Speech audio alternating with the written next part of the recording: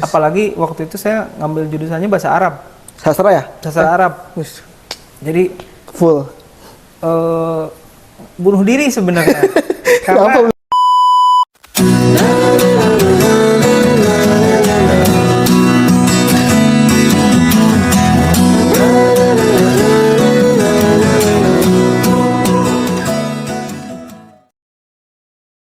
Assalamualaikum warahmatullahi wabarakatuh, teman-teman. Ya, kali ini kita kedatangan tamu, yaitu seorang pengembara. Asik, seorang pengembara ya. Beliau adalah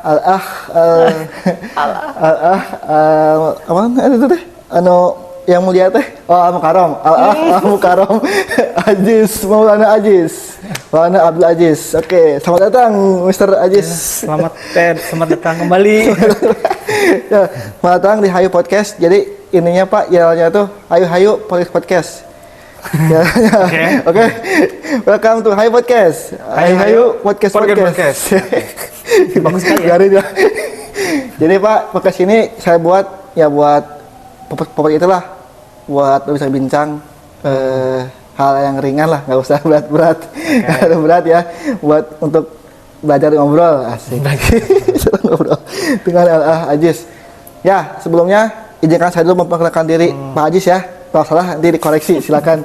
Jadi Pak Aziz ini seorang pengembara, tadi saya katakan pengembara dalam artian pengembara ilmu, guys. Dia itu mengembara ke negara, bayangkan negara bukan lagi kota ke kota, tapi negara-negara untuk mencari ilmu. Wih, seperti wali. Raja dengan wali dia. Nanti Pak Aziz bisa ngobrol ya, bisa menceritakan bagaimana. Terus gimana sih pengalamannya gitu Pak Aziz? Apakah Pak Aziz mengalami culture shock gitu ya istilahnya ketika pertama kali kemana Pak Aziz teh?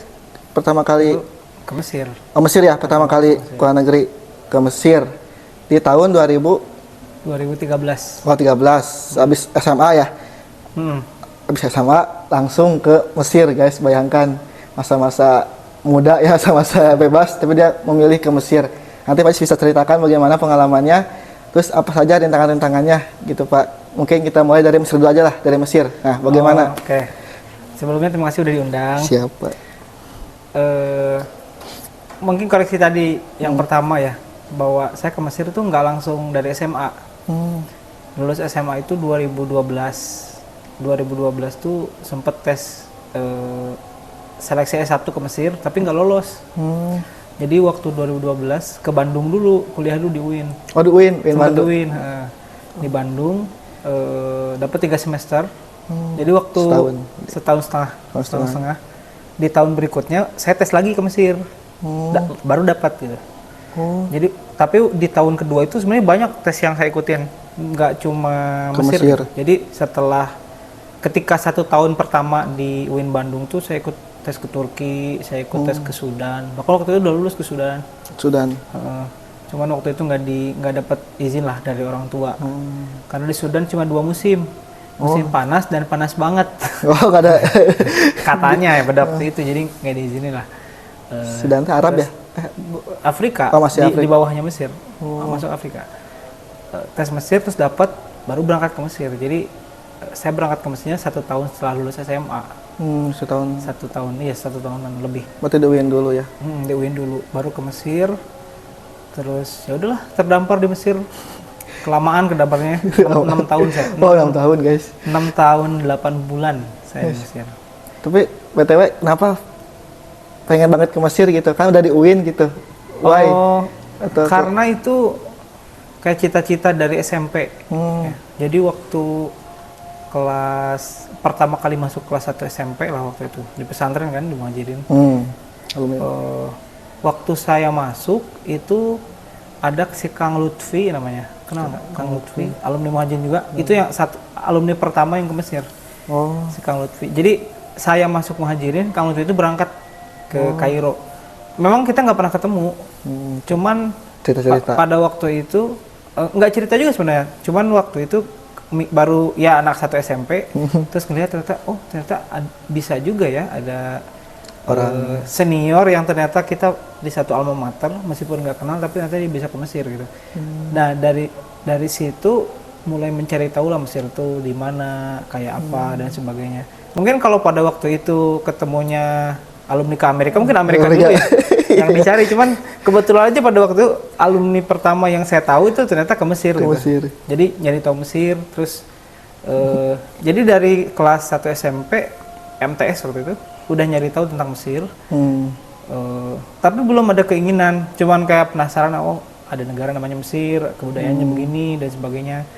Lalu sekitar kelas 2 atau kelas berapa itu kan ada SMP. hits yang ya SMP yang novel Ayat Cinta, Ketika Cinta. Iya, masa-masa itulah ya, masa-masa Habibur Rahman. Waktu itu baca-baca novel itu gitu. Jadi kayak gambaran Mesirnya tuh kayak makin kayak puzzle lah. Keras. Yang awalnya cuma nyari di Google di warnet gitu ya. Warnet dulu ya. Wikipedia gitu ya.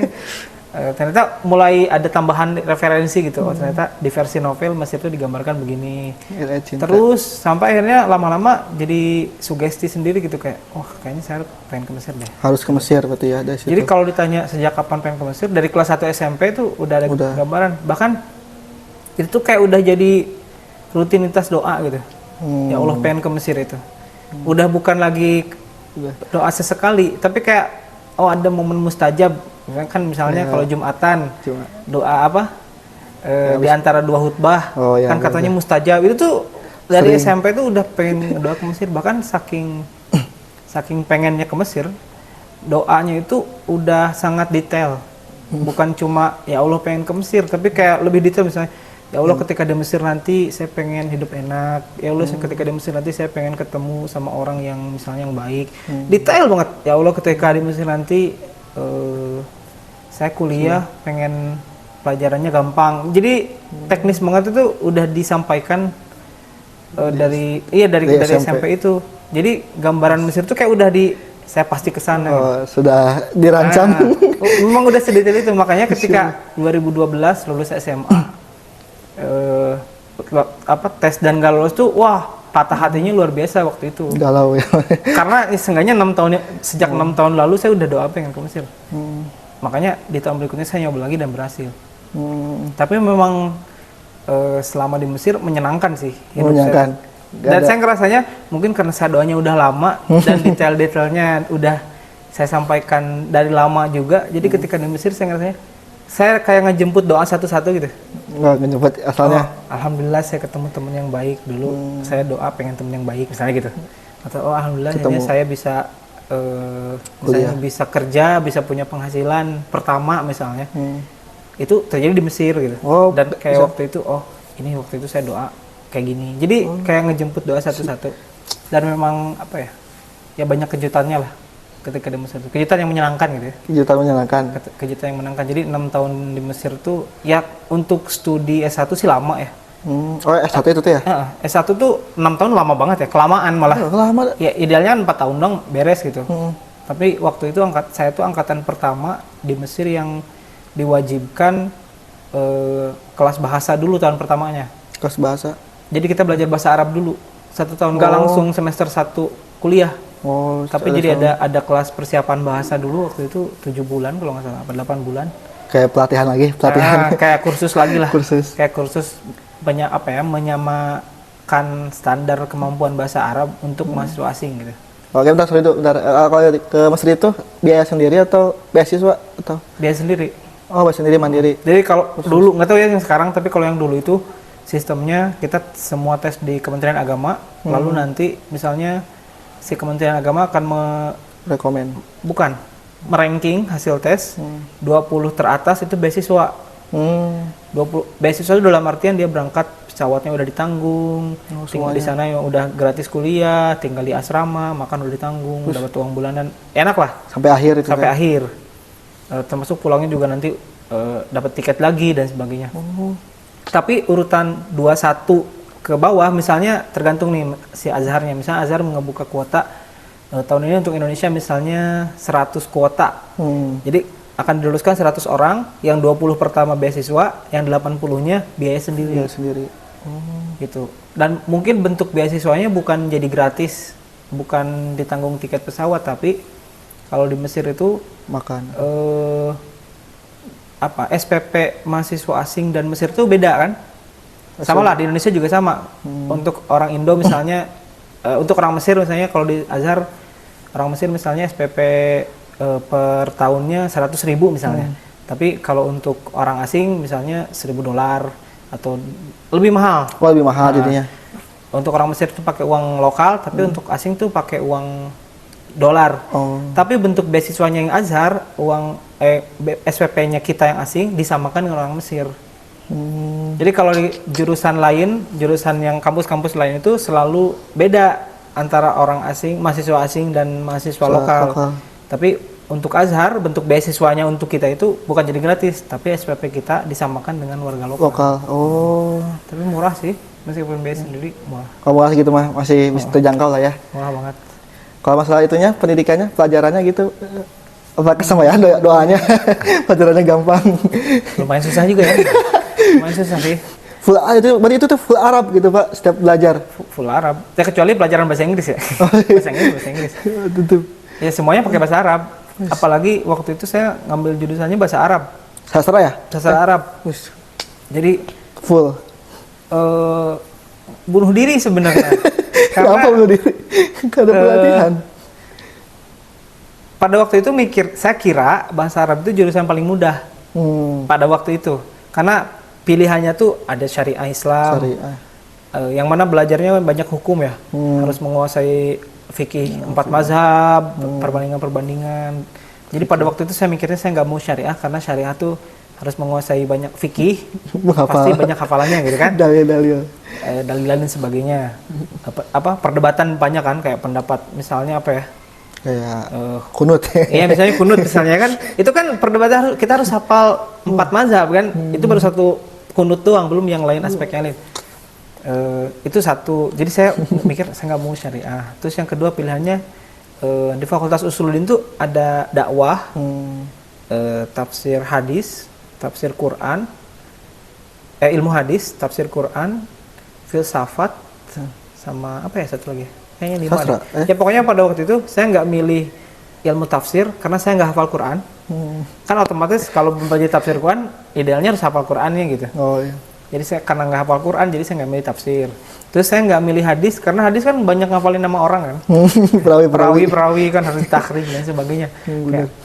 Kayaknya nih yang paling mudah nih filsafat, apalagi enggak ya. Filsafat enggak. Kenapa bisa? Kayaknya bahasa Arab nih oke lah gitu. Baik. Dan waktu itu peminatnya paling sedikit untuk orang Indonesia. Jadi orang Indonesia tuh paling sedikit milih bahasa Arab. Kebanyakan tuh ke syariah atau ke tafsir atau ke hadis. Dan ternyata ketika setelah saya masuk ke bahasa Arab, ya kita belajar bahasa Arab oleh orang Arab dengan ya, kebayanglah susahnya gitu. Pusing banget, kebayang. Pusing banget. Dari nol nggak itu teh? Atau bukan dari nol sih, tapi ketika kita masuk kelas, karena kita sekelasnya nyampur kan, bukan asing doang, tapi mahasiswa Mesir juga sekelas. Jadi dosen itu seringkali menganggap kemampuan kita sama. Kayak misalnya kita belajar bahasa Indonesia, S1 sastra Indonesia misalnya, kan itu bukan belajar bagaimana bahasa Indonesia kan, bukan belajar cara ngomong bahasa Indonesia atau komunikasi, tapi kan mempelajari sejarahnya, mempelajari sastranya, mempelajari naskah-naskahnya. Itu pun sama, Arab juga sama. Ketika saya masuk kelas ya yang pertama kali belajar itu justru kayak sastra Arab klasik yang sebelum Islam, sastra sejarah sastra Mesir. Artefak naskah-naskah kuno, puisi-puisi Arab dari masa ke masa, yang mana bahasa Arab di puisi itu kan beda dengan bahasa Arab yang kita pakai sehari-hari komunikasi. Itu tantangan berat banget sih kayaknya. Satu tahun pertama atau 2 tahun pertama tuh tahun terberat sih kayaknya kalau waktu di Mesir ya, karena ya serba adaptasi lingkungan juga, adaptasi bahasa juga dan sebagainya. Tapi alhamdulillah terlewati. Alhamdulillah ya terlewati 6 tahun guys, berhubungan dengan orang. Kalau itu budaya ketemu orang-orang Arabnya, ketemu orang Mesirnya gitu. Bukan Arab Mesirnya beda ya? Orang Mesir ya. Mesir Afrika. Apa ya? Banyak sih. Culture shocknya banyak. Kayak misalnya kan orang Mesir itu orangnya ekspresif. Kalau suka dia akan menunjukkan banget sukanya. Kalau dia nggak suka akan menunjukkan nggak sukanya. Kalau marah dia akan sangat gogorowokan gitu. Jadi hati-hati ya. Kita nggak bisa tuh ngomong pelan kayak, maksudnya untuk saya yang orang Sunda lahir di Sunda, ngomongnya kalem-kalem, Ketika nyampe sana ketemu orang yang ngomong biasa aja tuh ngebentak-bentak, apalagi. Tapi kalau yang lembut-lembut banget, enak banget. Jadi gambarannya yang soleh-soleh turunan Nabi Musa, yang aneh-aneh turunan Fir'aun. Itu gambaran orang Mesir kayak gitulah. Jadi kalau yang baik banget. Mereka dermawan luar biasa. Kalau mau nolong luar biasa. Nggak pandang bulu, nggak pelit, nggak pilih-pilih gitu. Kalau sekalinya baik banget. Tapi kalau udah nyebelin ya nyebelin banget. Gitu. Kalau makanan ya. Nggak ada. Kamu Islam mah. Iya sih. Jadi itu ya paling enak. Jadi itu identik dengan Islam atau enggak sih? Al-Azhar itu atau umum gitu. Al-Azhar itu lembaga yang apa ya? Kalau mau saya bilang kayak let's say itu yayasan misalnya. Lembaga pendidikan atau lembaga Islam yang ada di Mesir yang mana besarnya sebesar negara gitu. Jadi dia kayak punya negara sendiri di dalam negara. Al-Azhar itu nggak hanya pendidikan, ya di bidang pendidikannya dia ada universitas, ada SMA, ada SMP, ada SD, ada TK. Di semua provinsi itu ada. Bukan di Mesir? Bukan cuma di Kairo. Kairo, Mesir. Jadi kalau di kita mungkin ada UIN gitu ya. Setiap provinsi ada. Nah, di sana juga Universitas Al-Azhar itu di setiap provinsi ada, hampir di setiap provinsi ada. Ada Universitas Al-Azhar Kairo, Alexandria, Tonto, Zagozig, di hampir semua provinsi itu ada Al-Azhar, dan itu punya Al-Azhar. Lalu begitupun dengan SMA-nya, dengan SMP-nya. Sama. Jadi kalau di sini pendidikan agama itu ada di bawah Kemenag, ada MTS, ada MA ya, Aliyah. Kalau di sana semua pendidikan agama itu ada di bawah Azhar. Bukan di bawah Mesir. Bukan di bawah pemerintah Mesir, tapi di bawah Azhar. Gitu banyak. Terus di bidang kesehatannya dia punya rumah sakit banyak, dia punya klinik-klinik. Terus di bidang pertanian dia punya pertanian sendiri, punya badan wakafnya sendiri. Kayak seolah-olah kayak negara ya? Punya lembaga keuangannya, punya lembaga sosialnya, gede banget. Tapi kalau ke pemerintahnya gimana? Ya tetap berdampingan sih. Berdampingan. Ya mungkin bukan oposisi. Disebut punya pemerintah bukan, tapi mungkin apa ya, mitra strategis kali ya. Swasta tapi ya. Azhar itu swasta. Azhar itu swasta. Bukan negeri gitu. Tapi karena lembaganya sangat besar, cakupannya satu negara, bermitra jadi ya seolah-olah itu negara sendiri lah. Mesir guys, bayangkan betapa kerennya Mesir ya. Terus 6 tahun ya Bapak di sana? 6 tahun. Kenapa kan nggak tinggal di sana gitu? Lulus kapan lulus teh? 2019. Langsung kemana apa itu? Pulang ke Indonesia. Langsung pulang. Saya pulang 2019 atau 20 ya? Kok saya lupa ya? Enggak, 2020 saya pulang. Saya pulang 2020. Sempat kerja di Jakarta, di Bekasi. Pernah dulu. Baru 2021 saya kesini kan. Oh iya, pas ke SMP Covid kalau nggak salah. Pas Covid, ya betul. Setelah landai. Covid 2020 saya menggabungkan kan Juli ke SMP Full Day kan. Langsung dia mengembara lagi ke US guys. Bagaimana US sekarang? Lebih mending mana, US atau di Kairo atau beda? Ada kelebihan dan kekurangannya ya. Kalau misalnya disebut mending untuk kehidupan kita bermuslim, berislam, Kairo jauh lebih mending. Gitu. Karena komunitasnya mayoritas muslim, akses untuk mencari masjid, mencari makanan halal, mencari lingkungan, pokoknya aktivitas keislaman di Mesir lebih mudah. Lebih mudah lah ya.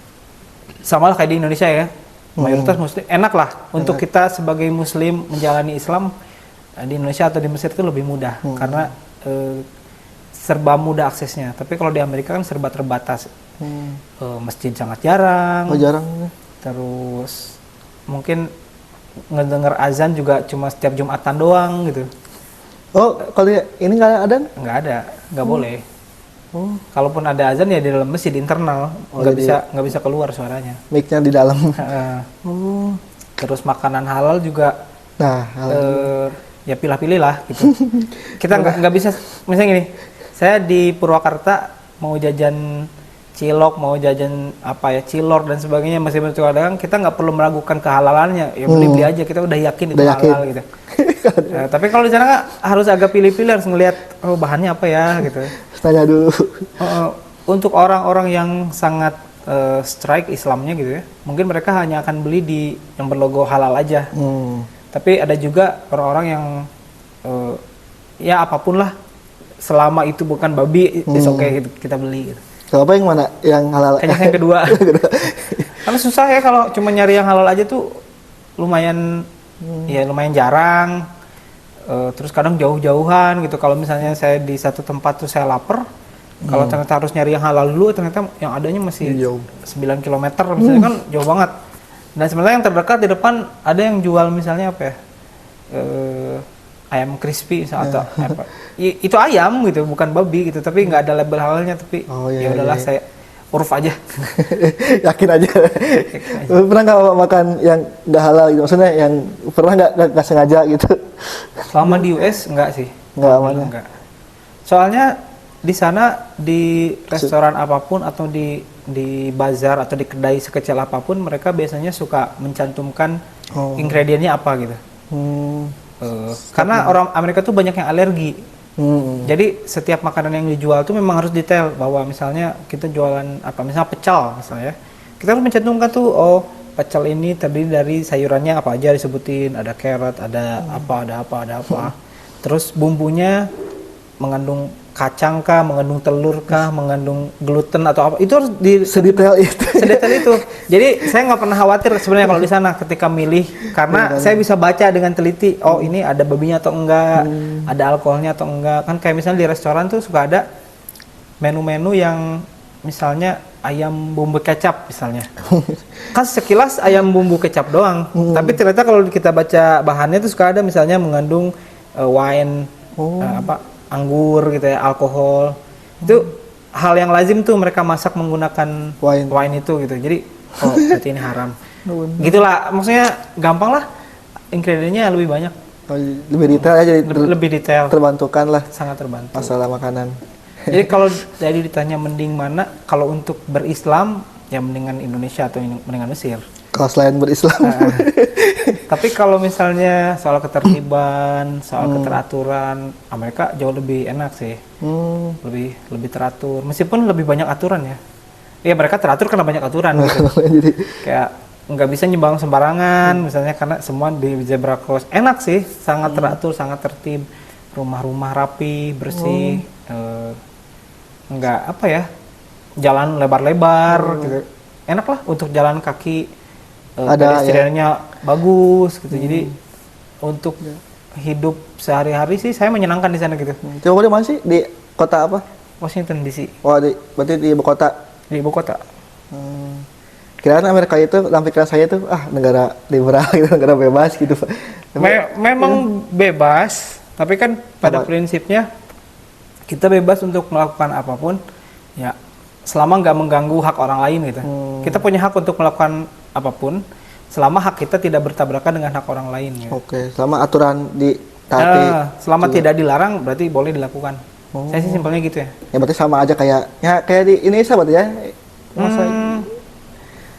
Enggak juga sih Pak. Misalnya gini, kalau di Indonesia tuh ada aturan-aturan yang sering kali bertabrakan sama norma.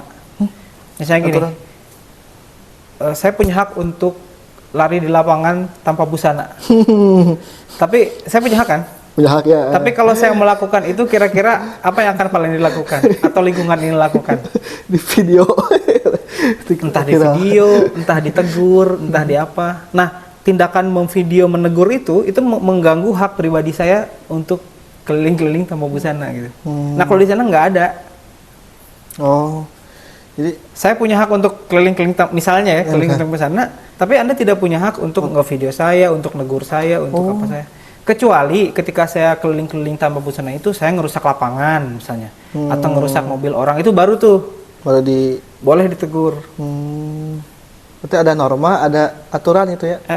Beda. Berarti kayak sesuai norma Amerika kan? Iya, nilai ya, bukan norma ya, nilainya begitu gitu. jangan sampai buka baju sambil lari-larian. Jadi kan apa ya? Mungkin kalau ngelihat nilai-nilai liberalisme itu apa ya? Ya bebas untuk melakukan apapun asal bertanggung jawab lah. Asal bertanggung jawab dan tidak mengganggu orang lain gitu. Tidak mengganggu kenyamanan orang, tidak merusak. Oke. Kalau masyarakatnya gitu Pak, apalagi kayak yang misalnya kelas bawah misalkan ada nggak kan kayak ngamen gitu Pak, atau mulung? Ada aja ya, nggak pernah nggak ada sih. Setiap kota besar pasti ada problem-problem pengemis pasti banyak, pemulung ada. Anak kecil suruh ngamen. Kalau anak kecil sih saya nggak pernah lihat. Tapi kalau pengamen ada banyak. Oh ada pengamen, tapi ini ya apa? Tapi biasanya tertib karena mereka harus berizin kalau nggak salah yang ngamen itu. Diizinnya. Ada izinnya lah, harus izinnya dan sebagainya, harus rapi, tertib. Bukan pengamen yang kayak kita keliling bisa masuk ke toko-toko, kita lagi makan tiba-tiba disamperin gitu, enggak. Oh, selama cuma dikasih tempat buat ngamen gitu ya? Kalau ada film-film gitu? Iya, biasanya mereka ngamennya di subway, di metro, di kereta bawah tanah, di stasiunnya, atau di pinggir jalan, di tengah taman gitu. Lebih tertib sih. Lebih tertib. Kira-kira apa sampai kapan di US? Sampai kapan ya? Sebutannya. Oh, sebutannya bebas ya, pengembara. Terus pernah ke Thailand ya Pak ya? Ya main-main doang sih. Sebenarnya salah tadi di awal disebut pengembara ilmu, enggak. Kenapa? Kan sama mencari ilmu juga. Main doang. Melihat situasi ilmu. Kayak gitu Pak, pemirsa, perjalanan seorang pengembara kita hari ini, episode yang sangat menarik ya. Sayangnya waktu sudah maghrib ya, kita harus sholat dulu. Dan ini harus sholat dulu juga. Karena dia masih Islam kok. US. Mungkin terakhir Pak Ajis ada something to say gitu Pak Ajis untuk mencari ilmu asik. Yes, mencari ilmu. Apa ya? Terus kalau apa ya mencari ilmu? Apakah dari kuat? Saya sekarang sih saya hidup di Amerika, banyak bersinggungan dengan orang yang ateis banyak, yang non-muslim banyak, yang Yahudi banyak, dan apa ya? Berapa agama sih Pak? Banyak yang nggak kehitung. Nggak dibatas gitu ya? Nggak dibatas. Mau bikin agama baru juga mah nggak. Tapi maksudnya saya ngelihat pola kerja dan mereka itu gitu dalam hal mencari ilmu sangat serius dan totalitas. Jadi tantangan buat kita nih, terutama yang muslim gitu. Kalau kita mau nyantai-nyantai, silakan aja nyantai-nyantai, belajar nyantai-nyantai, mencari ilmunya nyantai-nyantai. Tapi kita harus ingat bahwa jauh di luar sana ada orang-orang yang belajarnya sangat serius karena mereka punya ambisi yang sangat serius gitu. Untuk menguasai dunia, untuk menguasai bagaimana cara berpikirnya orang Islam, untuk menguasai banyak hal lah. Maksudnya kita nggak bisa, ya kita jangan sampai kalah semangat oleh mereka gitu. Mungkin kalau kita semangatnya kalau di Muajin misalnya mau mendakwakan Islam dan sebagainya ya, tapi ya semangat itu harus ada terus gitu, harus banyak karena ternyata di orang-orang yang saya temui di Amerika, mereka tuh sangat serius gitu. Yang Yahudi sangat serius mempelajari Islamnya, mempelajari teknologinya. Teknologi apalagi ya? Banyak hal gitu. Jadi kalau kita, apalagi sekarang yang happening misalnya Gaza, Palestina, Israel gitu ya. Serem. Yang kita kalahin tuh bukan perang fisik melawan Israel, tapi orang Israel tuh di Amerika tuh udah orang-orang Yahudinya, orang itu udah mereka menguasai pemerintahan, mereka menguasai perusahaan, pemegang kebijakan penting, mereka menguasai perusahaan-perusahaan. Cara kita mengalahkan mereka gimana gitu?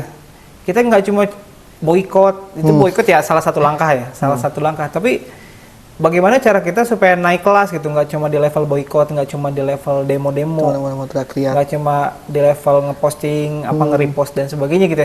Tapi kita harus naik kelas gimana caranya supaya justru orang Islam yang harus ada di posisi-posisi penting, sehingga bukan orang-orang yang jahat-jahat itu yang di posisi penting gitu. Benar-benar ya. Itu gambaran yang insight yang saya dapat sih. Oke. Sejak saya pindah ke Amerika. Jadi itu impian Pak Ajis ya, maksudnya ya. Saya punya impian jangan sampai saya kalah kalah strategi atau kalah semangat oleh orang-orang yang pengen apa ya? Yang istilahnya. Yang pengen merusak Yang orang-orang Islam.